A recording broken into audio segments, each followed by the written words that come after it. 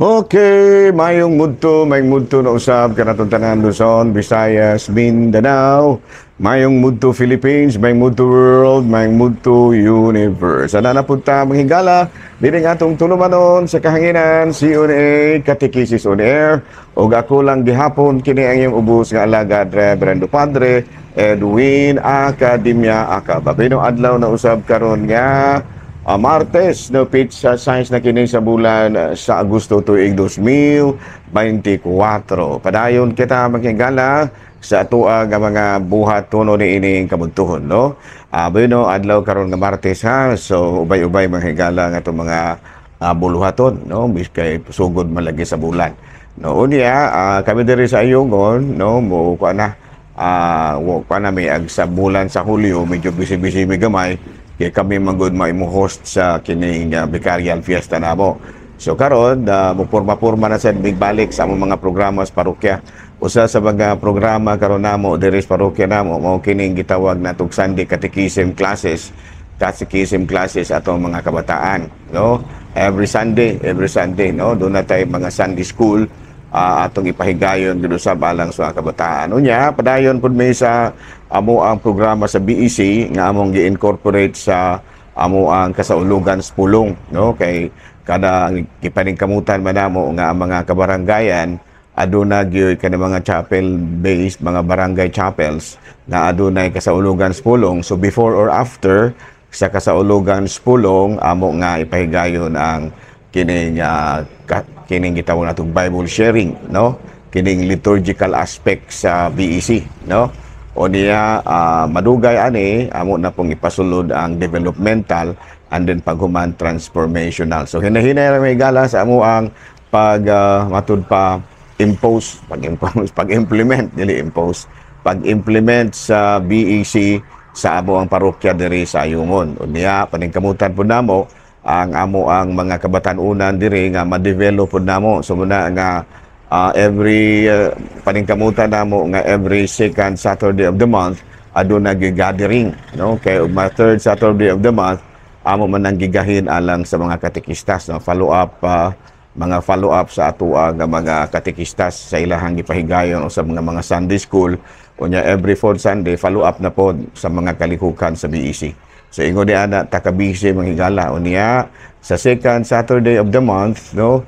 Aduna kita ipahigayon usab ng mga kalihukan sa pagkasal sa ato ang mga mansibado. Libre manghigala, no? Libre nga kasal alang sa mga mansibado every second Saturday of the month alas 8 sa buntag. Ingong mahuman gyud ang misa sa mahuman ang kasal, musugod po dayon ang meeting alang sa mga kabatanunan, no?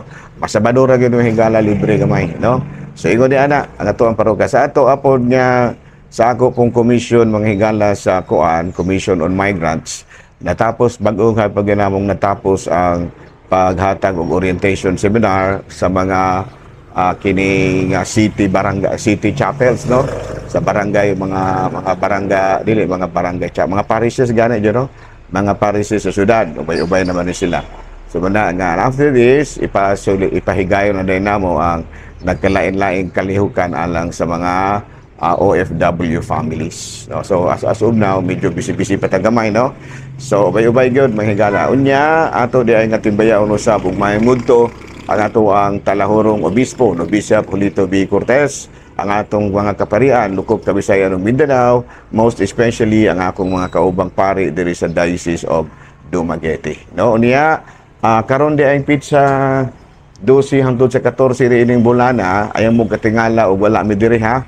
Kay bisan tuod kung dili kayo na gyud mi kanang gitawag natog kanang sa ato pa na sports inclined kay mga gulang-gulang naman. Adunay pipila kadamo nga kuan pa gyud sports inclined pa pero ako wala na.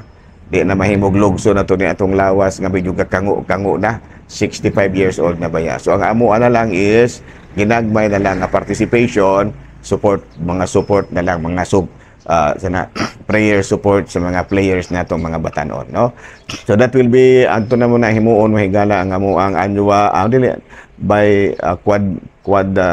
quadricenting quadriennial, no? Quadriennial kada upat ka tuig or tulo ba to ni? ikatulo ka tuig siguro to, ikatulo ka tuig nga panagtapok namo dito sa nagkalain-lain nga mga dioceses. Okay, klaro? Nala, no? Padayon ta, mga higala sa ato nga mga buhatono ni ining kabuntuhon. Ari kita sa atong CBCP News, Balitang Simbahan ni ining kabuntuhon. Holy Father expressed desire to personally open holy door in prison to offer prisoners a concrete sign of closeness. Upcoming doctrine sa kining gitawag natong Jubilee of 2025. Okay, karong kanang 2025 mahigala ko ano man po na year of Jubilee year naman po na Jubilee year naman po na no, year 2025 Jubilee year. So muna nga dili lang ang katong mga dagko kayong mga holy door mo'y abrihan kung dili do na gyoy holy door sa mga prisuhan. Yan no. Unya, leave no child behind in the fight against human trafficking. Mao kini ang gisulti usab ni Bishop Ruperto Santos, ang amo usab nga priest companion sa Commission on Migrants and Itinerant People, no, nga dili gyud pwede nga atong ipasagdan ra gyud ang mga kabataan nga nahimong biktima sa human trafficking, no. Leave no child behind in the fight against human trafficking. So mabisabot ni Bishop Ruperto Santos nga tinud-on ta gini. Okay? Hala no, may mudto na kanatong tanan mo kadto ang CBCP News ug Vatican News. Ako lang gihapon kini manghigalang inyong ubos nga alagad Reverendo Padre Edwin Academia Acab. Okay. Ari kita mahigala sa atong Saint of the Day, August 6. August 6 mahigala ang ato ang santo karon mao si San Agapito. Uy, kagwapong tao ni Agapito, no? Si Saint Agapito, companion kini siya ni Pope Sixtus II, usa kini siya kadikon ug usa ka martir. No, together with Pope Sixtus and other martyrs, they were slain in front of so many people. Pagkaluoy mahigala, no? Kini si San Agapito.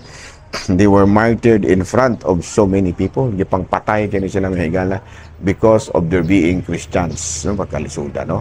Ila yung gipasyanginlan pag-ayo mahigala. No, kini ba yang pagpatay sa mga Kristiyanos mahigala? Dili ba yan ni religious? Political ba yan ni? No, political ang cause ani ngano nga gipanglutos ang mga Kristiyanos kay ngano man nagtuo magud sila nga ang mga Kristiyanos kung daghan na kaayo mo rebuild din na unya batok sa emperador. Muna nga kutob sa mahimo dili gyud padaghanon ang mga Kristiyanos. Ana no? So mga Kristiyanos nga mga magtutuo. No? So muna no, apan wala gyud sila nakahimo ni ana sa dihang niabot si Emperador Constantino nasumpo manghigala ang gihimo nilang pagpamatay sa mga Kristiyanos tungod kay pag-abot ni Emperor Constantino nahimo pamaganing kining official religion of the empire. Ayan, no? Pero that was history. Pero karon mahigala doon naghapoy mga pagpanglutos, no? Kaya ang simbahan lagi mo sulti man gini.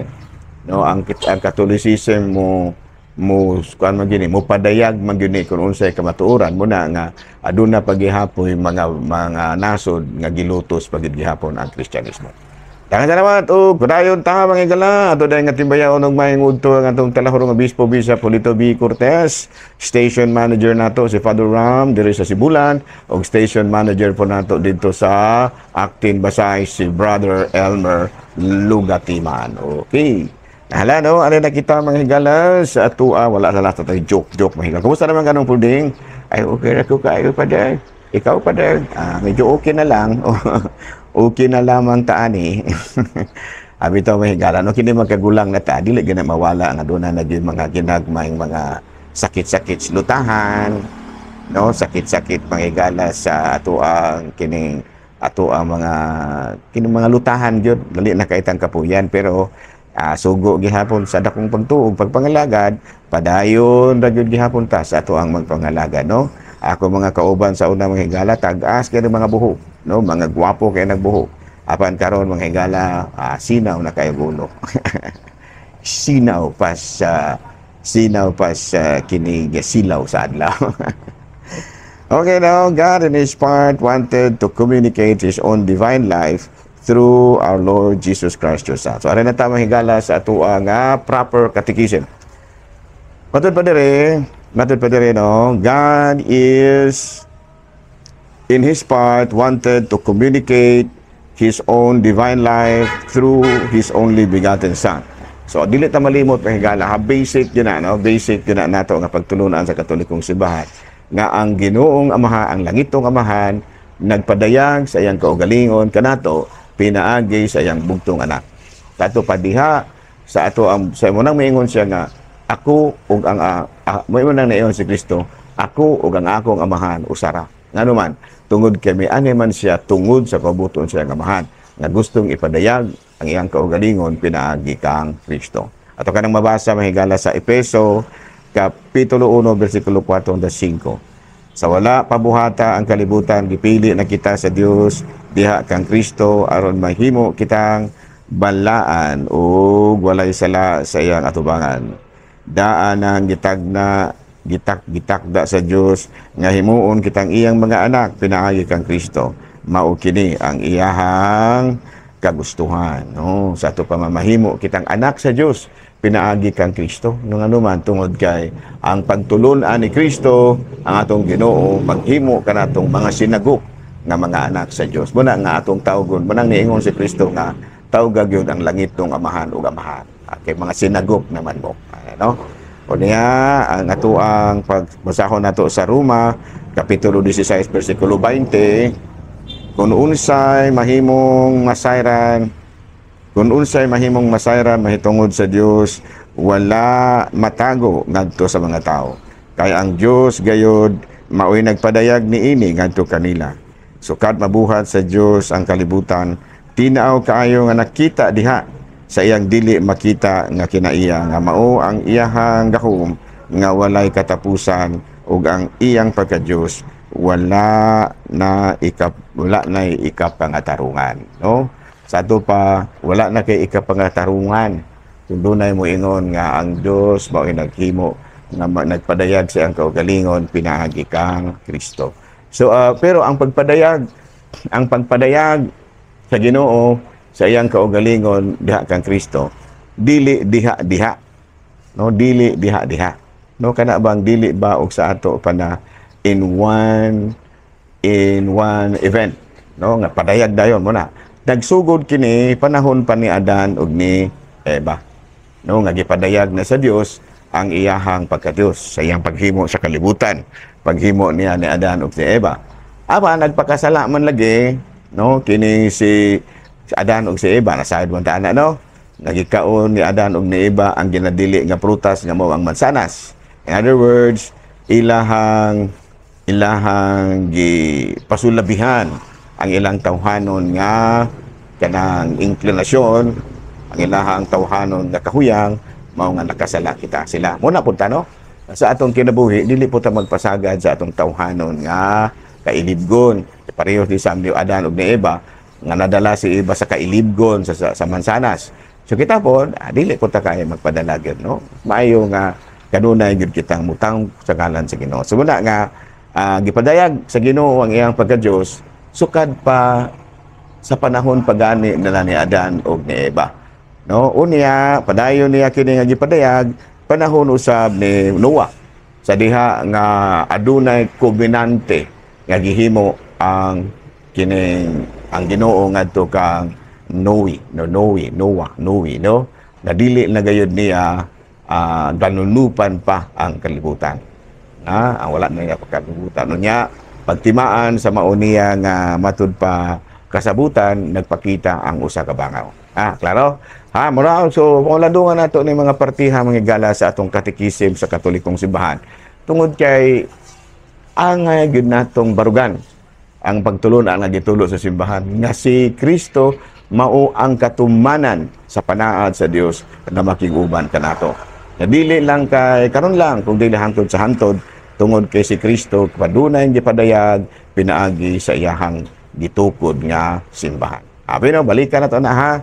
Balikan nato na sunod adlaw na pod ugma, no, ato munay atong hisgot-hisgotan ugma kini kabahin sa simbahan na pod, no, the new Israel. Kaya ang Israel mauman ang karaang Israel mauman ang unang pagpadayag sa Ginoo nga sa iyang kasabutan ngadto sa iyang katawhan Pero human sa Israel, ang bagong pinili, the new people of God now, is the church. Okay? Ala, din na lang una kita kutob. Ako lang gihapon kini yung ubos nga alagad, Reverendo Padre Edwin Academia Cab. Mana milit na usab kaninyo ug munalangin na usab kanato ang Dios nga makagahom sa tanan, Amahan, Anak, Espiritu Santo. Tapos nga to ang pagkatikism, dadon nato ang kalinaw ni Kristo. Salamat sa Dios. May Munto, Pilipinas.